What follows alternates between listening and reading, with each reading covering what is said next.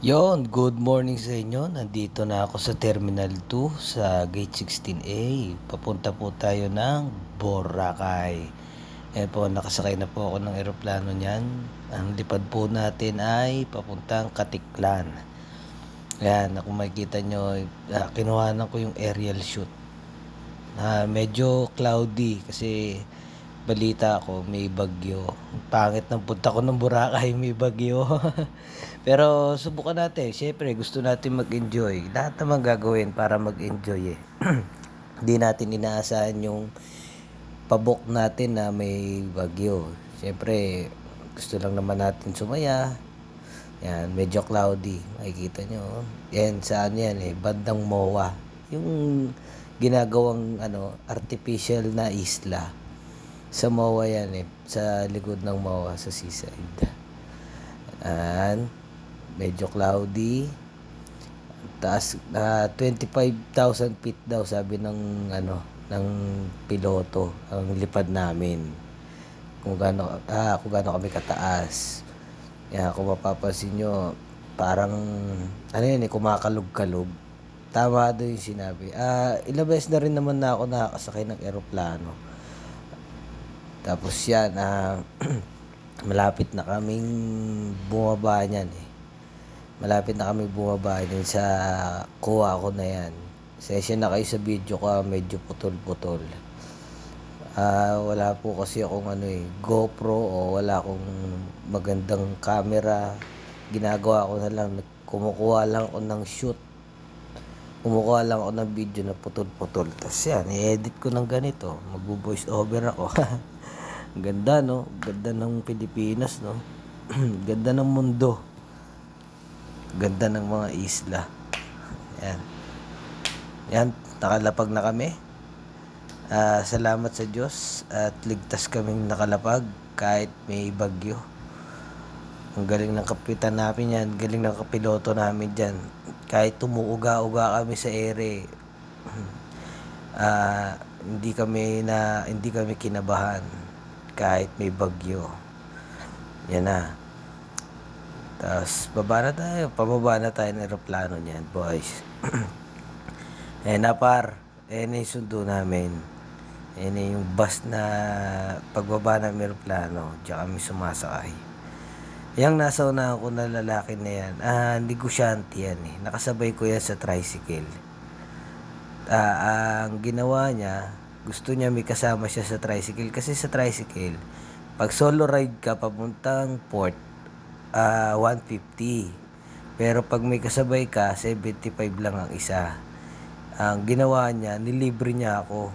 Kasi wala naman akong kasama eh. Ginawa niya, nilibre niya ako. Mabait yung si kuya na yan. May negosyante yan eh. May negosyo daw siya dyan may negosyo daw dito sa Boracay. Yan. Tapos na ma-clear yung ma-check yung booking hotel ko. Papunta na ako dun sa parang Roro ba yun? Roro, yung maliit na bangka. May nakatabay na aso. Kinuhanan ko pa. Ayan. Kumuha ako ng ticket ng seat number para dun sa Roro na sasakyan namin. Ayun yung sasakyan namin na parang Roro. Okay din naman kasi pagbaba mo ng Katiklan kasi kailangan mo sumakay dyan papuntang isla sa Boracay. Hindi ka kasi makakarekta ng makakarekta ng sakay papuntang isla.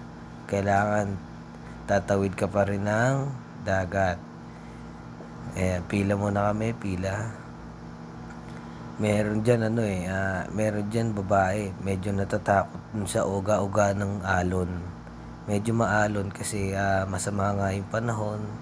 Pero okay naman, ligtas naman kami nakarating sa isla.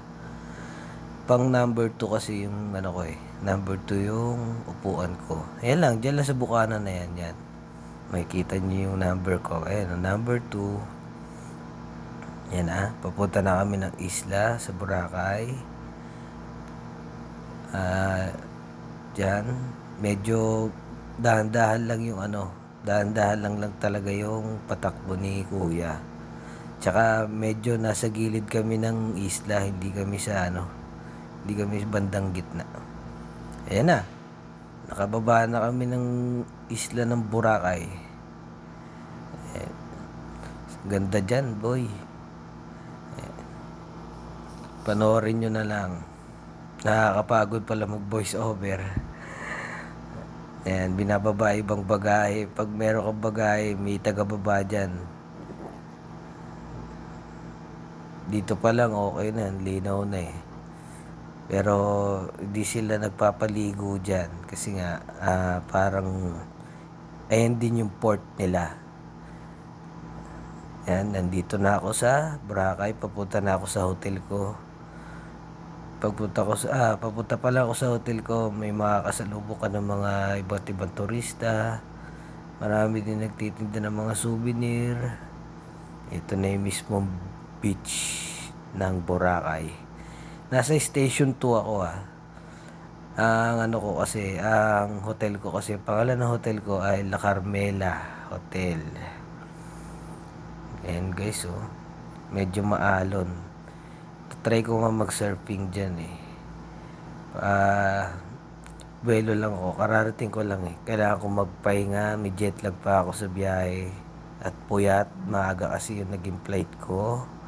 Kaya nagpahinga muna ako dyan sa hotel. Natulog muna ako kahit 3 hours.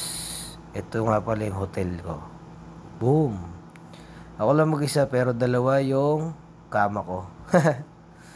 Diba? Ayun yung TV. Peace out.